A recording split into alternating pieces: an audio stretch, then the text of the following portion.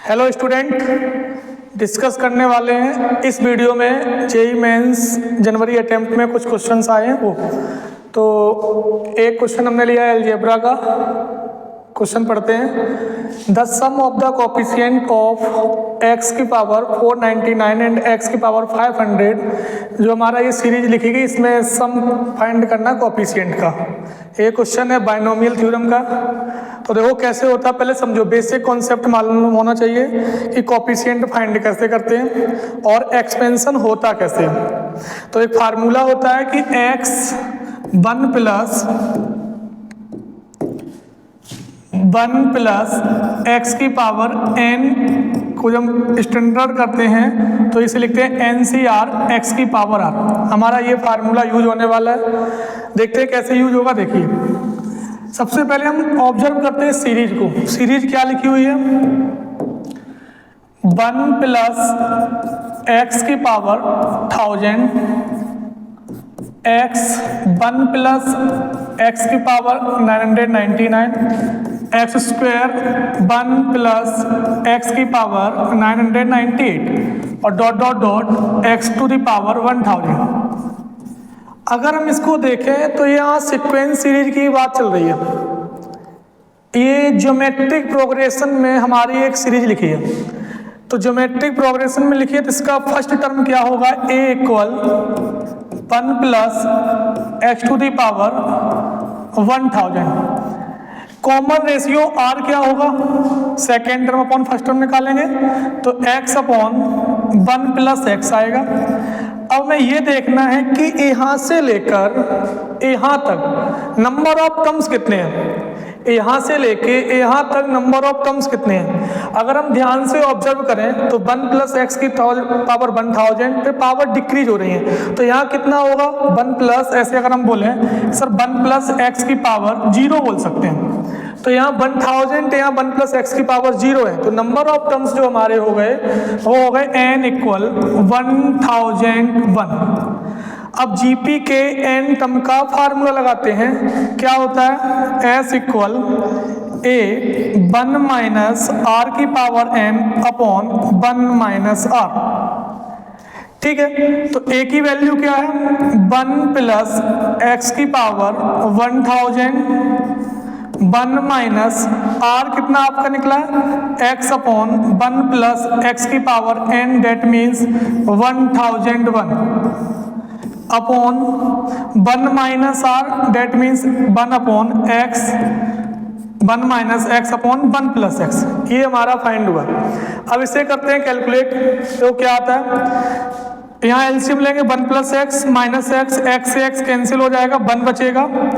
और ये 1 plus x जब ऊपर जाएगा तो 1 प्लस एक्स की पावर 1001 हो जाएगा। इसका अंदर मल्टीप्लाई कराएंगे तो हमारे पास निकल के आएगा 1 प्लस एक्स की पावर 1001। अब इसमें कराएंगे तो यहाँ 1 प्लस एक्स की पावर 1000 है, तो ओनली बचेगा एक्स की पावर 1001।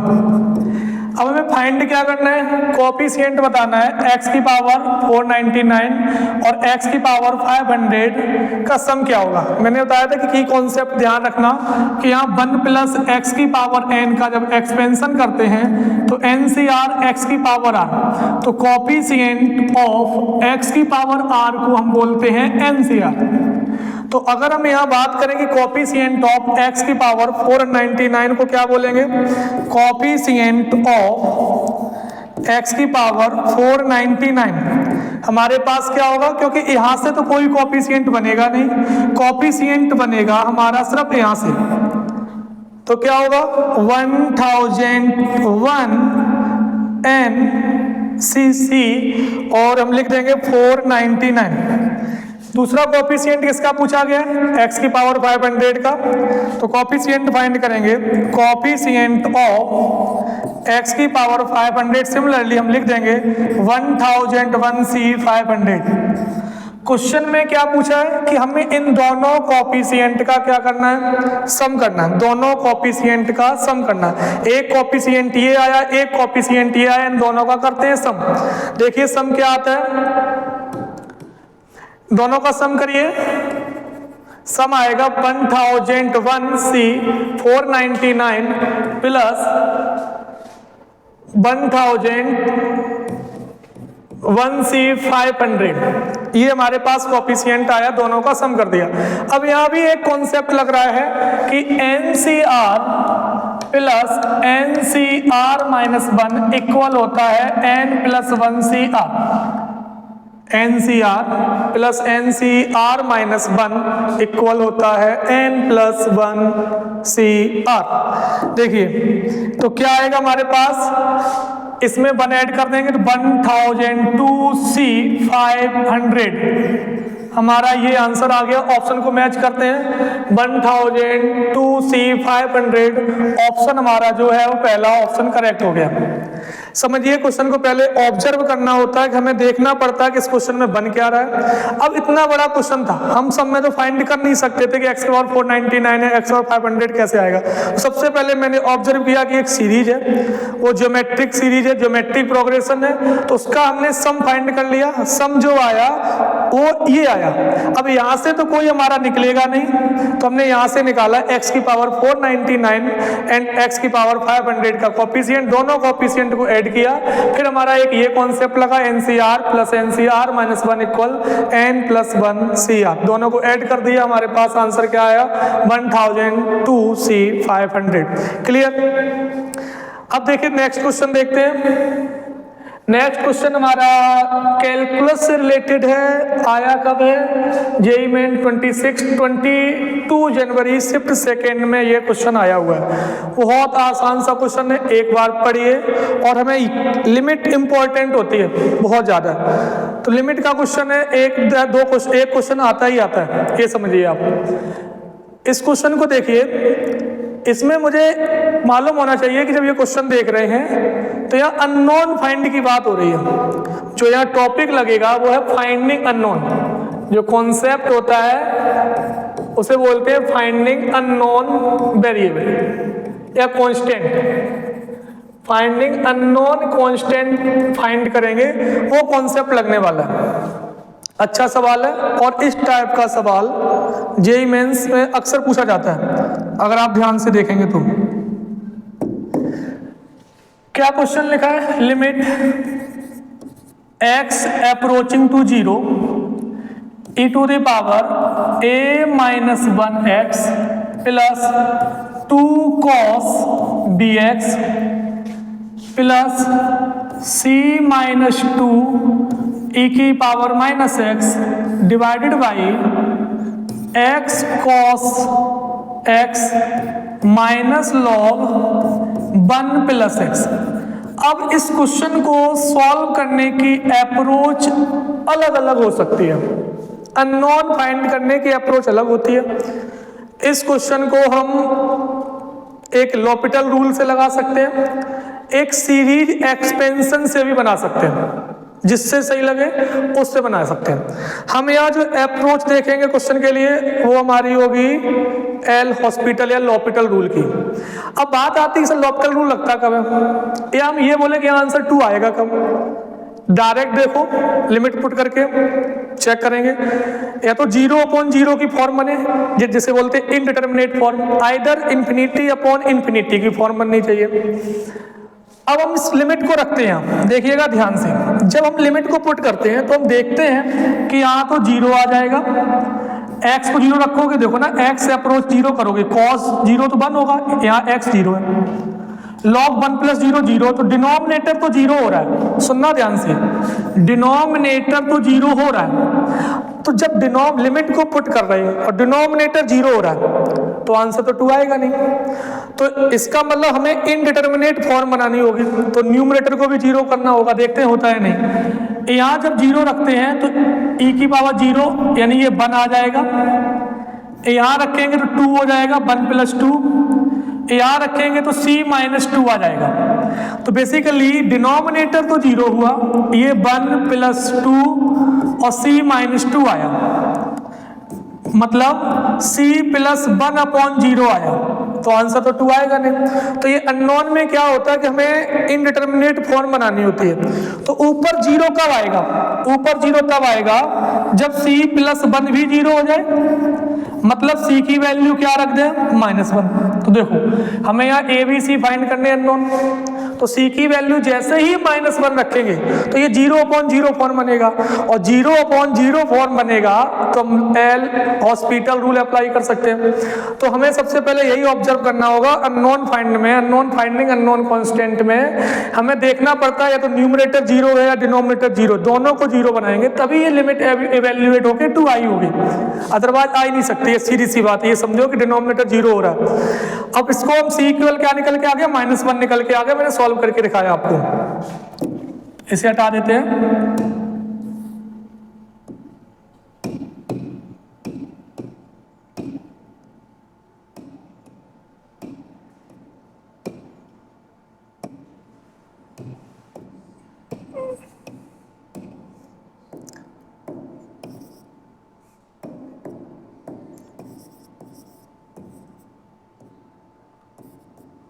ओके अब सुनिए, जब c निकल के आ चुका मेरे पास तो c की वैल्यू पुट करिए। तो c की वैल्यू हम पुट करते हैं limit x tend to x approaching 0 e की power a-1 x 2 cos bx। c की वैल्यू -1 पुट की तो क्या निकल के आ गया, -1 -2 -3 e की power -x upon x cos x minus log 1 + x। अब हम देख रहे हैं कि अब हमारे पास ये 0/0 की फॉर्म बन रही है, ठीक है ना। और जब 0/0 की फॉर्म बनती है तो l'Hopital रूल अप्लाई कर सकते हैं। कौन सा रूल अप्लाई कर सकते हैं, l'Hopital रूल। देखिए l'Hopital रूल क्या कहता है, डिफरेंशिएशन कर दीजिए आप, तो करिए लिमिट x अप्रोचिंग 0, इसका क्या होगा हमारे पास e की पावर का सेम रहेगा और इंटू a-1 आ जाएगा, इसका हो जाएगा -2b sin bx, इसका प्लस का 3 e की पावर x माइनस का, यहाँ हो जाएगा x फर्स्ट इंटू सेकेंड लगेगा प्लस cos x, इसका होगा 1/1 + x। अब जरा फिर चेक करके देखेंगे क्या लिमिट अभी भी 0/0 की फॉर्म बन रही, क्योंकि इक्वल में 2 है।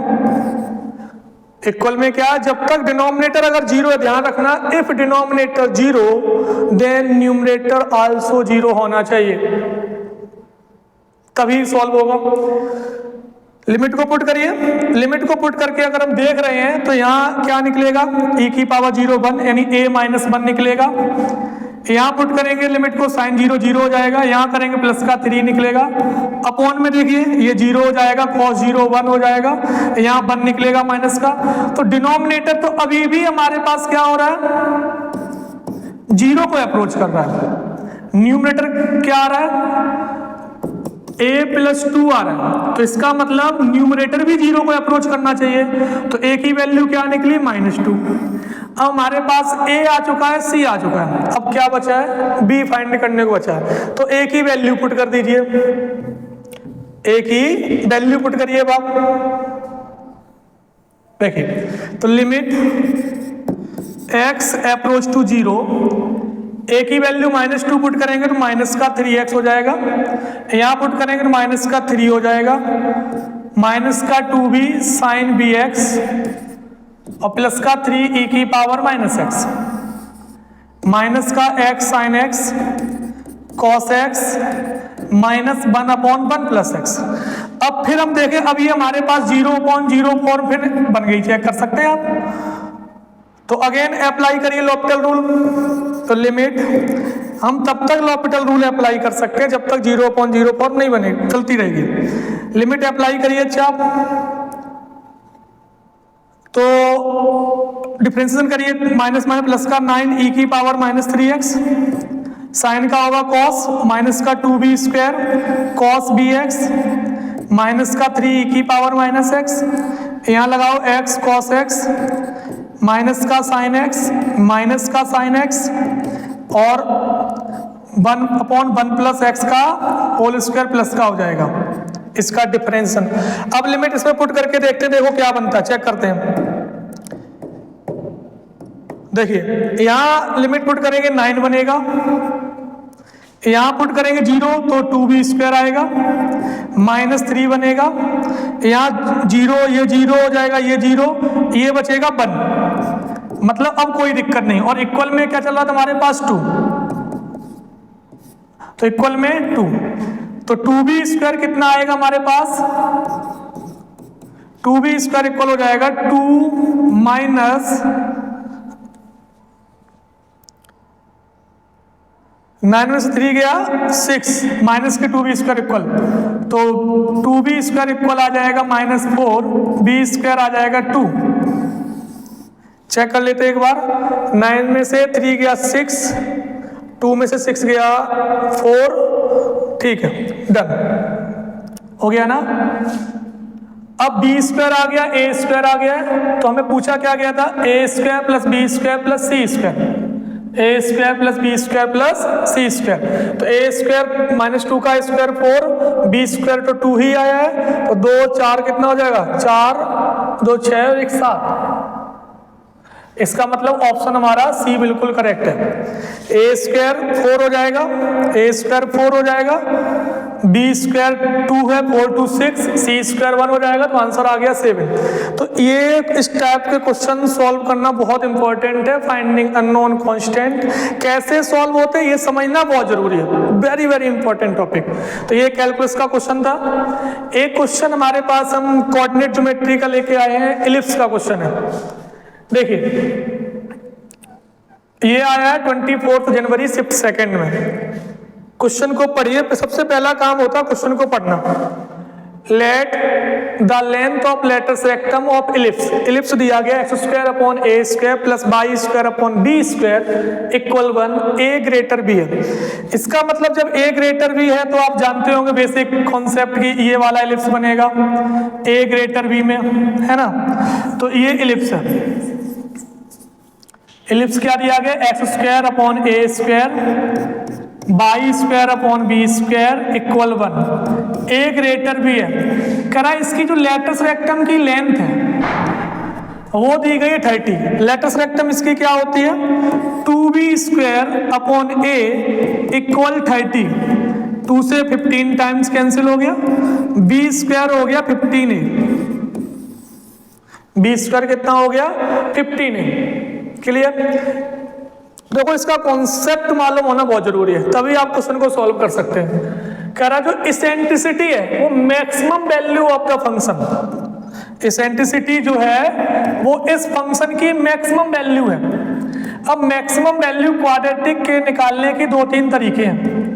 या तो आप ऐसे निकाल लो, डिफरेंशिएशन करके भी निकाल सकते हैं मैक्सिमम वैल्यू। अच्छा ये क्वाड्रेटिक इक्वेशन किस टाइप से बनेगी, ये डाउनवर्ड्स बनेगी, कुछ इस टाइप की बनेगी, इसका ग्राफ ऐसे, तो ये मैक्सिमम वैल्यू कहलाएगी इसकी, है ना। तो जो इसकी मैक्सिमम वैल्यू है वो इस वाले फंक्शन की मैक्सिमम वैल्यू जो है वो इसेंट्रिसिटी बोली गई है। निकालते हैं अलग तरीके से, देखो इसे सॉल्व करते हैं। माइनस कॉमन लो, t² माइनस 2t और माइनस का 3/4। कंप्लीटिंग स्क्वायर मेथड से फार्मूला बनाइए, तो 1 ऐड करेंगे, 1 सब्ट्रैक्ट करेंगे, तो ये बन जाएगा मेरे पास कितना, t-1 का होल स्क्वायर और माइनस माइनस ये माइनस यहाँ लग जाएगा, माइनस माइनस प्लस का 1 माइनस 3/4, तो हमारे पास आ जाएगा 1/4 माइनस t-1 का होल स्क्वायर। तो t इक्वल जब 1 रखेंगे तब जो ये फंक्शन उसकी मैक्सिमम वैल्यू 1/4 होगी। t इक्वल जब 1 रखेंगे तब इसकी मैक्सिमम वैल्यू क्या होगी, 1/4। तो इसे ही क्वेश्चन ने क्या बोला है, इसेंट्रिसिटी बोला है। क्या बोला है, if it's eccentricity is the maximum value of this function. Clear. तो हमारे पास इसेंट्रिसिटी आ गया, बी आ गया। अब एक रिलेशन होता है, जैसे ये इलिप्स है तो इसे बोलते हैं फोकाई, 2 होती हैं। तो रिलेशन होता है c² equal a² minus b², और c इक्वल जो होता है वो a इंटू ई होता है। तो हम रखेंगे तो a² e² बराबर a² minus b²। Value put कर दीजिए आप, a² e की वैल्यू क्या, 1/4, तो 16 हो जाएगा, इक्वल a² b² की वैल्यू 15a हो जाएगा। सॉल्व करिए आप, तो ये हो जाएगा कितना, A square equal 16a² minus 16 multiply 15a। इसको सॉल्व करते हैं हम आगे, तो हमारे पास 15a² इक्वल 16 इंटू 15a, तो इसको सॉल्व करने पर a आएगा 16, और जब a 16 आ गया तो b कितना आएगा, a 16 आ गया तो b हमारे पास यहां से सॉल्व करो, b² आएगा 15 इंटू 16। क्वेश्चन में पूछा क्या गया था, a² प्लस b² फाइंड करना था, a² प्लस b² फाइंड करना था आपको, तो a² 16 का स्क्वायर, b² कितना 15 मल्टीप्लाई 16 का स्क्वायर 256, 80 16 5 जा 80, 16 बन जा 16 और 8 240, इनको ऐड करो 6 5 4 9, आंसर आ गया 496। बहुत आसान सा सवाल था, बेसिक कॉन्सेप्ट लगने थे और हमारे पास क्वेश्चन हो गया, क्या आंसर आ गया 496। अब ये 3 सवाल आज की इस वीडियो में हमने डिस्कस किए। पहला क्वेश्चन था हमारा अलजेब्रा का, बाइनोमियल थ्योरम का, उससे भी क्वेश्चन आता है। दूसरा क्वेश्चन एक कैलकुलस का क्वेश्चन था, और थर्ड क्वेश्चन हमारा कोऑर्डिनेट ज्योमेट्री का क्वेश्चन था।